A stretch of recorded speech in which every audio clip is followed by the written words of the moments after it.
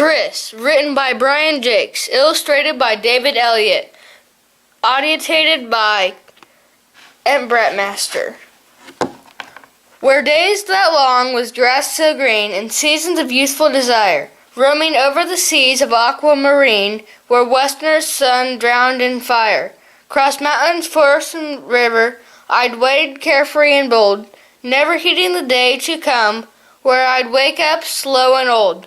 Oh, now the silent summer noon, warm dusty memories, in an orchard mist my dreams, 'neath variant shadeful trees. Come visit me, you little ones, hear stories, songs, and rhymes, of roving warrior sagas, of far-gone golden time. Book 1, A Season of Runaways. Princess Kundra was considered by all to be a highly skilled sword beast, the best blade at Riftgard since her grandsire, Great King Sargo. She was a pure ferret, as were all the royal blood, creamy white from tail tip to nose, with coral pink eyes. Kundra worked hard at being the best. Every morning from breakfast to lunch she could be found practicing in her weapon chamber. This particular morning was no exception. Rows of turnips hung by strings from the rafters. 2 squirrel slaves, one a young maid and the other an old grizzled male, stood by awaiting her commands. The princess donned a single long-sleeved glove of ecru linen. Pulling it tight on her paw, she nodded to long racks of sword, her voice curt and imperious. "Dey heavy sabry, yeah." Triss the squirrel maid hastily wrapped an oiled rag around her paw and lifted the heavy saber from the rack by its blade, carefully avoiding getting oil on the leather-bound hilt. Kundra flexed her paws gracefully. Without even a glance at Triss, she grabbed the sword, drawing the blade so swift and hard from the squirrel maid's grasp that it sliced through the oiled rag and nicked her paw. Triss slipped smartly out of the way, her teeth clenched in pain as the ferret's princess went slashing at turnips. With deadly accuracy, the hot, heavy saber made the air thrum, chopping through the solid vegetables. Halves of turnips flew everywhere, striking both slaves, bouncing off floor and clambering from the walls until there was nothing left but scraggled roots dangling from strings. Kundra wiped a scrap of turnip from her cheek with a linen glove, panting slightly. Holding the saber point forwards to Triss, the ferret grated. "Clean dis good. I try raper now. Yar, de raper." Triss hurried to select the raper Kundra had indicated. The old mouse squirrel, Druffo, scrambled to clean the floor of turnips, careful to wipe any wet spots lest the princess would slip. It would go badly for both slaves if she did, as they knew from bitter experience. Fixing her paws firmly with the basket hilt of the raper, Kundra whipped the keen, flexible blade back and forth, enjoying the sound it made. Triss signaled Druffo to her with her eyes. He skirted the walls furiously until he arrived behind his young friend.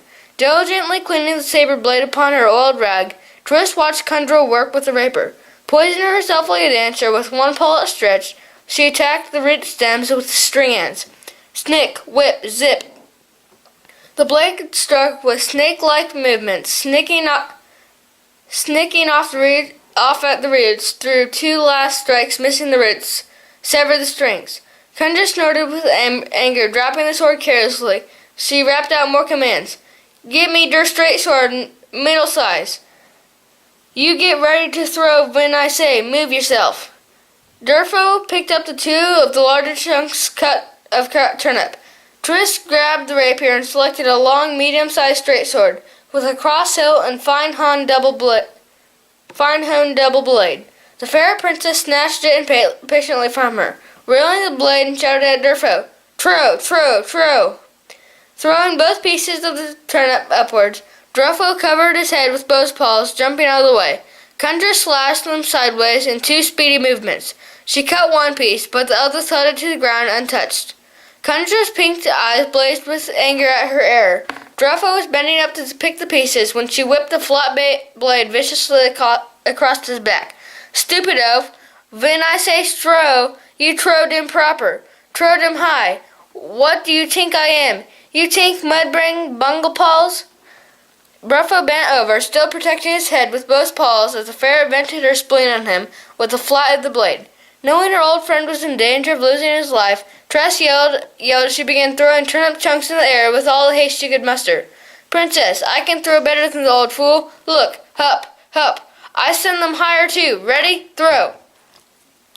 The ploy diverted Kundra's attention. She turned and chopped both chunks as they came down. The squirrel maid was ready with two more and made sure to toss them high and slow. The sword cut through the chunks easily. Kundra was out of breath, but her temper had improved. She leaned on the sword, nodding and panting. "You throw good. Dat de way to throw turnips, yar." The door opened, and another pure ferret ambled in.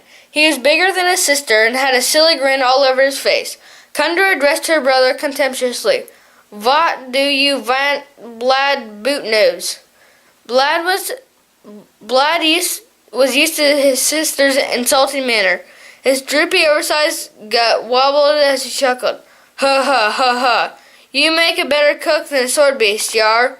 You still choppin' turnips for Dersu, little sister? Her. She raised the sword, advancing on him. "One day I chop you up for Dersu, lard barrel. Yar, I chop you good. Why you come here, eh?" Blad shuffled to the door and held it half open, creating a shield between them. He poked his tongue childishly at Kundra. "King vat to see you, yar. He mad about der hurricks. He said come now, quick, or he put a big lock on his door."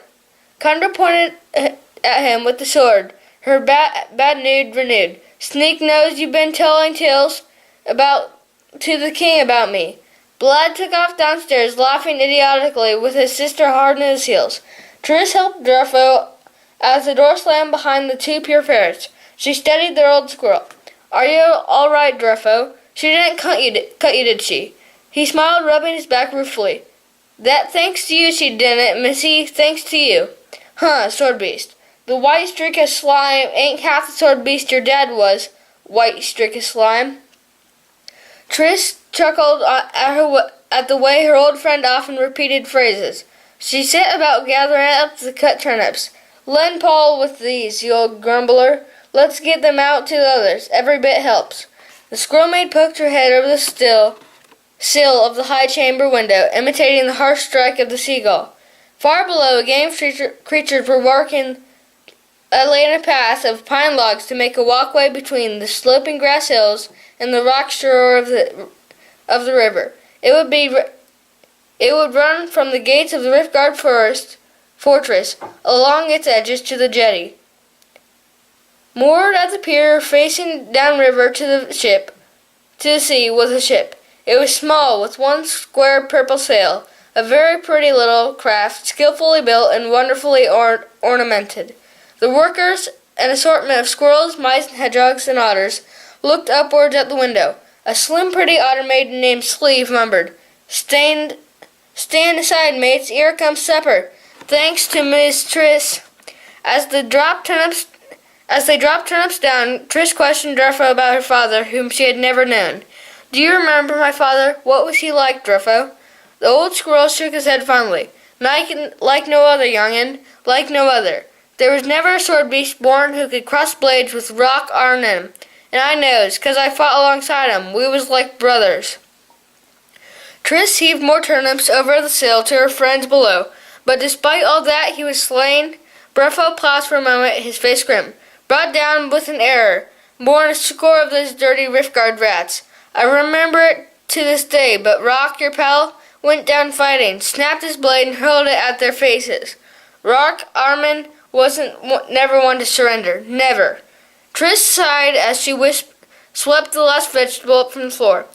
"Wish I'd been old enough to fight. They'd have never got him. We'd still be free, living in the mountains, upriver, all of us." Druffo watched those below gathering the last of the turnips. He looked to the high mountains on the either side of the river, thick pine woods sweeping down their sides to the rocky banks, still patched with last winter's heavy snows. The old squirrel voiced his thoughts.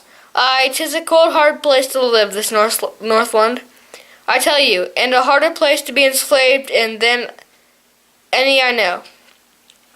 Keeping her voice low, Squirrel Maid drew close to Driffo. Once we've got the boat built, it'll be downriver in the open seas for us. We'll find a better life in those lands beyond the great sea. Driffo grabbed her paw anxiously. Triss, don't be foolish. No beast has ever escaped Riftguard and lived to tell of it. You've got to forget those mad ideas. Triss pulled her paw to the grass. 4 more days, that's all it will take, Driffo. I'm not missing a chance of freedom by being faint-hearted. Shrog the otter and Welfo the hedgehog have been helping me. Our boat should be ready soon. We can escape with it. There's room for one more. Driffo looked at Triss anxiously, keeping his voice low. You 3 don't know the danger in, Missy. You just don't know. Stealing wood from the king's new walkway, piling up biddies, and tacking to get rags for sale, 'tis too risky. I want no part of it. No part, do you hear? I ain't going to be responsible for the death of young creatures. Triss cocked an ear to the sound outside the stairway. She muttered swiftly under her breath. Stow it, mate. Some beast comin'. The door was wrenched suddenly opened. Captain Riftun and 4 of his rats marched into the chamber. Triss and Driffo fell upon their knees, all making a pretense of cleaning the floor. Riftun was a mean-natured rat. Cruelty was stamped on his narrow face. He leaned on a spear and placed a football hard in the back of the neck. So tell me, what are slaves doing alone and unattended in a room full of weapons, eh? Driffo kept his tone humble as he explained. Princess Kundra gave us permission, Captain. We've been attending her at sword practice. Me and Triss were just cleaning up. We're near done, Captain. The rat captain glanced around the chamber. Looks clean enough to me, eh, lads?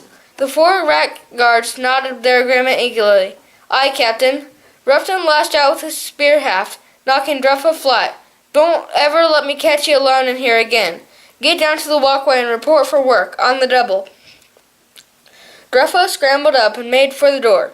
Triss was about to rise and go with him, when Ruffin brought his spear point down at to rest at the base of her skull. Not you. I've been watching you, Missy. You're going down in the cages to be kept with your 2 little pals, the otter and the spike pig, company.